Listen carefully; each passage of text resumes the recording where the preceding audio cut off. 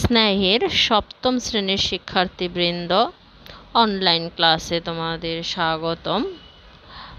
তুমুলিয়া বালক উচ্চ বিদ্যালয়, কালীগঞ্জ, গাজীপুর।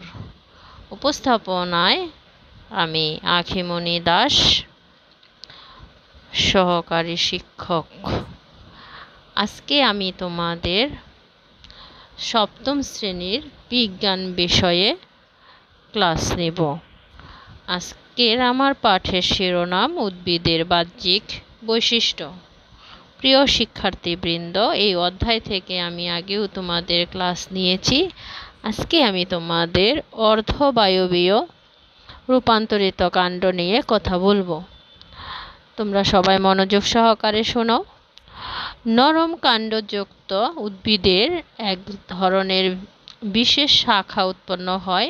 এই শাখাগুলো অঙ্গজ প্রজননের মাধ্যমে নতুন উদ্ভিদের সৃষ্টি করে থাকে।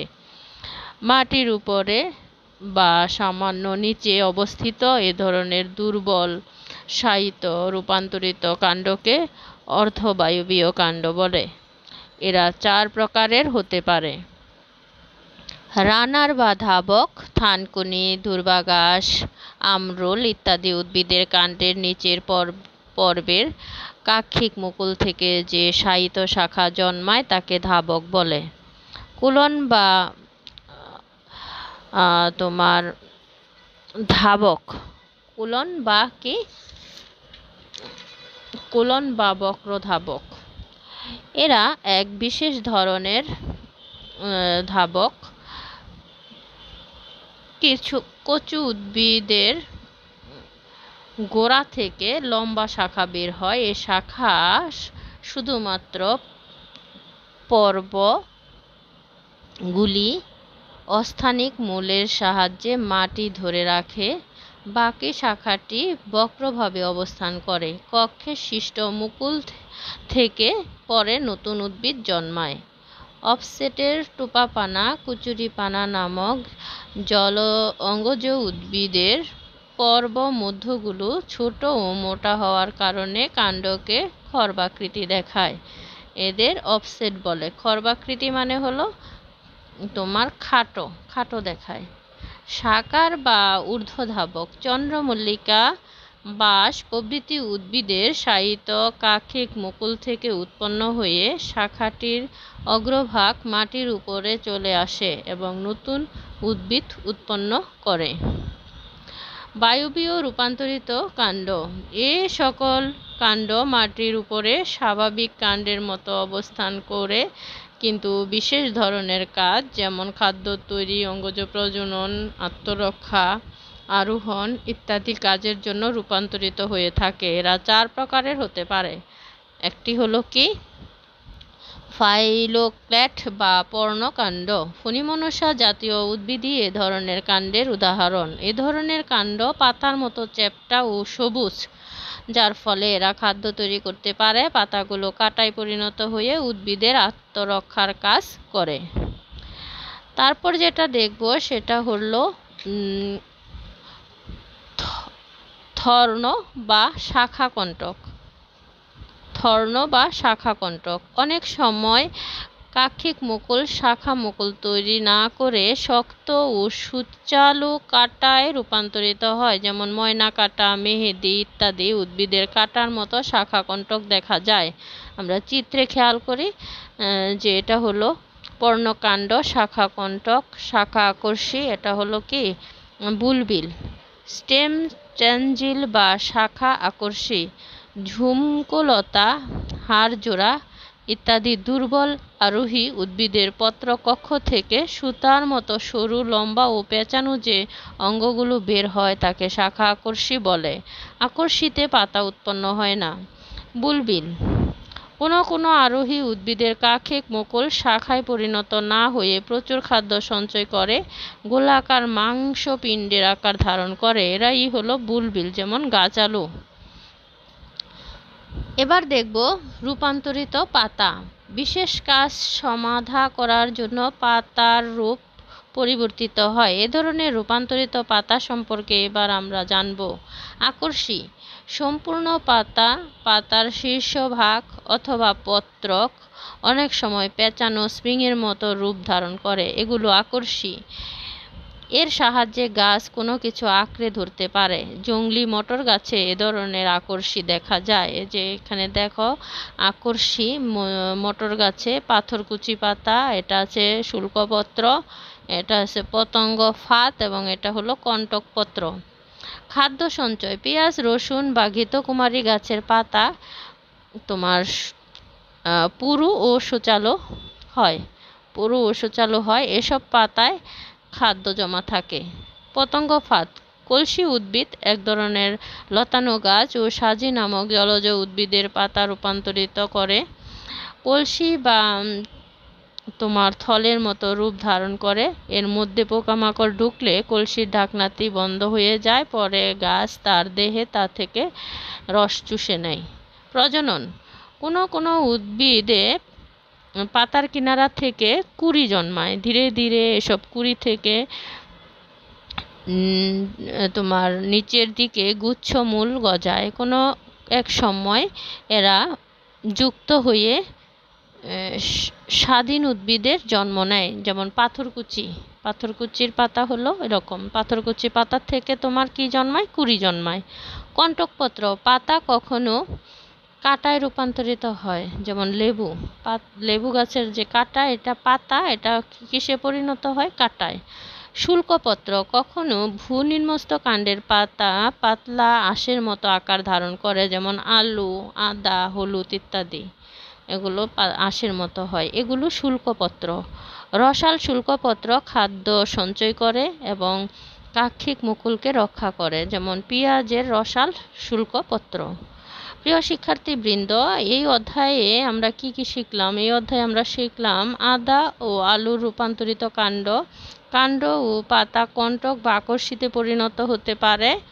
মূল, কাণ্ড ও পাতা খাদ্য সঞ্চয়, জৈবিক কার্য সম্পন্ন করা, প্রজনন ইত্যাদি কারণে রূপান্তরিত হয়। রূপান্তরিত মূল, কাণ্ড ও পাতা মানব জীবনে অনেক গুরুত্বপূর্ণ ভূমিকা পালন করে। এই বিষয়গুলো আমি তোমাদের আলোচনা করেছি। উদ্ভিদের বাহ্যিক বৈশিষ্ট্য, কারণ এই অধ্যায়ের আমি এর আগেও একটা ক্লাস করেছি এবং এটা আমার শেষ ক্লাস। এখন আমরা অনুশীলনীতে চলে যাই। দেখো এখানে শূন্যস্থান পূরণের মধ্যে কি আছে।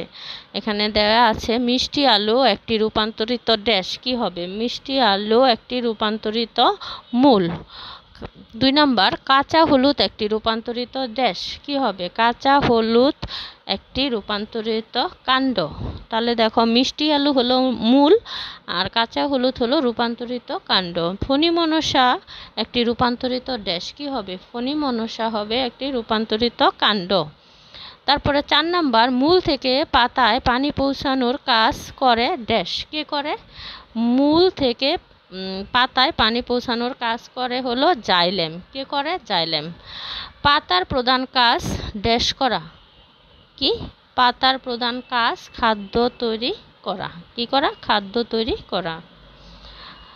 এবার আমরা দেখি যে আমি যে তোমাদের পড়িয়েছি সেখান থেকে তোমরা কি বুঝেছো। এখানে সংক্ষিপ্ত প্রশ্ন উত্তরে বলা আছে, 1 নম্বরে দেয়া আছে গোল আলু মূল নয় কেন? তোমরা নিশ্চয়ই বলতে পারবে গোল আলু মূল নয় কেন। উত্তরটা বলো দেখি। উত্তরটা কি হতে পারে? গোল আলুতে পর্বমধ্য, শুল্কপত্র ও কাক্ষিক মুকুল থাকে, যা সাধারণত কাণ্ডের কি বৈশিষ্ট্য। গোল আলুর শুল্কপত্রের কক্ষে গর্তের মতো অংশকে কি বলে? চোখ বলে। অনুকূল ঋতুতে এই চোখ থেকে কাক্ষিক কি বের হয়? মুকুল বৃদ্ধি পেয়ে নতুন উদ্ভিদের জন্ম হয়। তাহলে খাদ্য সঞ্চয়ের জন্য মোটা হয়ে এরা গোলাকার কি করে? রূপ ধারণ করে। উল্লেখিত কারণেই গোল আলু মূল নয়। কি নয়? গোল আলু মূল নয়। তাহলে গোল আলু কি? গোল আলু হলো ভূনিম্নস্থ রূপান্তরিত কাণ্ড। ভূনিম্নস্থ রূপান্তরিত কাণ্ড। তারপরে দেখি পাতা কি কি কারণে রূপান্তরিত হয়। পাতা কি কি কারণে রূপান্তরিত হয়?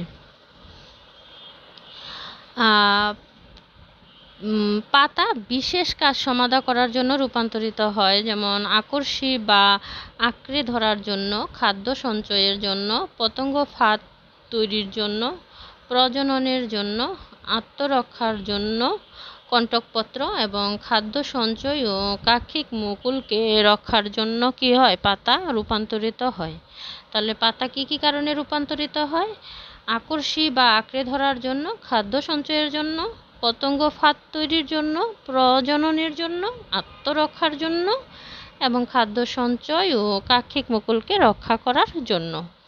আমরা 3 নাম্বার বলেছি, 2 নাম্বারটা বলা হয়নি। ফণী মনসার দেহটি কাণ্ড না পত্র? ব্যাখ্যা করো। ফণী মনসার দেহটি কাণ্ড না পত্র? ব্যাখ্যা করো। ফণী মনসার দেহটি কি হবে? পত্র নয়, এটি একটি কি হবে? বায়বীয় কাণ্ড। কারণ ফণী মনসার বায়বীয় কাণ্ড যখন পরিবর্তিত হয়ে পাতার মতো চ্যাপ্টা ও সবুজ হয় তখন তাকে কি বলে? ফাইলোক্লেট বলে। ফাইলোক্লেট বলে। এদের পাতা কুড়ি অবস্থায় ঝরে যায়। এদের পাতা কি হয়? কুড়ি অবস্থায় ঝরে যায়, অথবা ছোট ছোট কাঁটায় পরিণত হয়, অথবা কি হয়? ছোট ছোট কাঁটায় পরিণত হয়। এতে বহু পর্ব ও পর্বমধ্য থাকে। এতে বহু পর্ব ও পর্বমধ্য থাকে এবং কক্ষ থেকে প্রশাখা উৎপন্ন হয়। এবং কক্ষ থেকে কি উৎপন্ন হয়? প্রশাখা উৎপন্ন হয়, যা কাণ্ডেরই কি? বৈশিষ্ট্য। যা কাণ্ডেরই বৈশিষ্ট্য। 4 নাম্বার কি? 4 নাম্বার হলো কাণ্ডের বিশেষ কাজগুলো কি করো? উল্লেখ করো। কাণ্ডের বিশেষ কাজগুলো উল্লেখ করো। উদ্ভিদ জীবনে কাণ্ডের ভূমিকা গুরুত্বপূর্ণ বা অপরিসীম। উদ্ভিদ দেহে কাণ্ড বিভিন্ন কাজ করে থাকে। যেমন কি কি কাজ করে থাকে? 1. খাদ্য তৈরি করতে পারে। 2. অঙ্গজ প্রজননে সাহায্য করে, আত্মরক্ষা করে এবং আরোহণে ভূমিকা রাখে। তাহলে কাণ্ডের বিশেষ কাজগুলোর মধ্যে হলো খাদ্য তৈরি করা, অঙ্গজ প্রজননে সাহায্য করা, আত্মরক্ষা করা এবং আরোহণ করা। আমরা 5 নাম্বারটা দেখব যে মূল কি কি কারণে রূপান্তরিত হয়। মূল কি কি কারণে রূপান্তরিত হয়? মূল বিশেষ বিশেষ কার্য সাধনের জন্য কি হয়? রূপান্তরিত হয়ে থাকে। তাহলে কি হবে? খাদ্য সঞ্চয়ের জন্য, তারপরে যান্ত্রিক ভারসাম্য রক্ষার জন্য এবং শারীরবৃত্তীয় কার্য সম্পাদনের জন্য। তাহলে মূল কি কি কারণে রূপান্তরিত হবে? খাদ্য সঞ্চয়ের জন্য, যান্ত্রিক ভারসাম্য রক্ষার জন্য এবং শারীরবৃত্তীয় কার্য সম্পাদনের জন্য।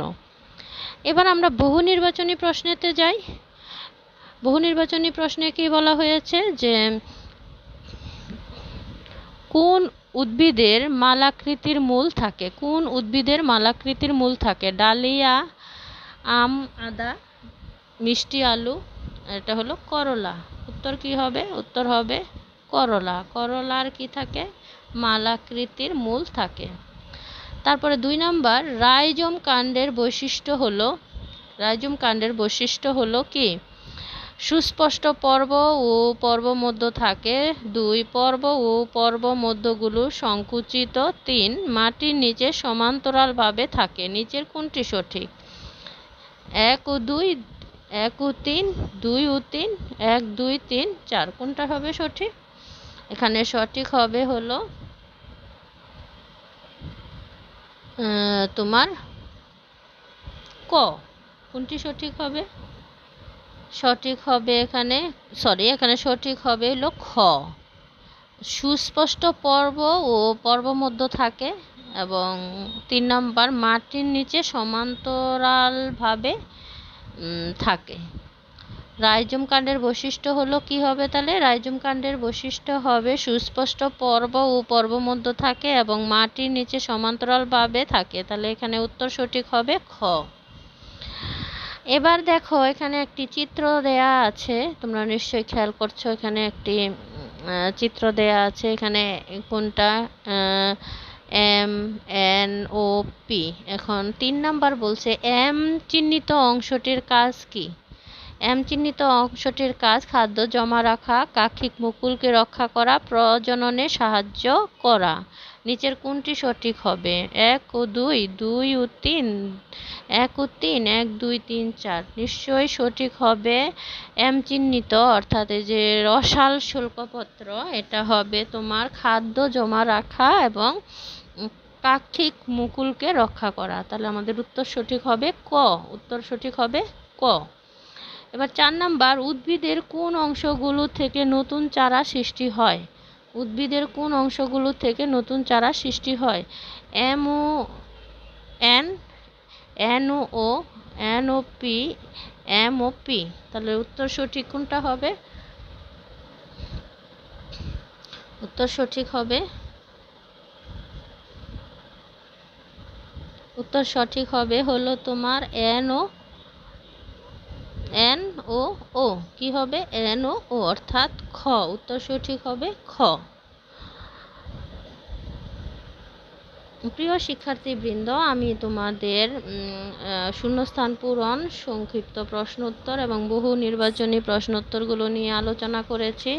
তোমরা তোমাদের বোর্ড বইটা আবার ভালোভাবে পড়বে এবং এগুলো বোর্ড বইটা যদি ভালোভাবে পড়ো এবং আমার ক্লাসটি দেখো তাহলে তোমাদের জন্য খুব সহজ হবে।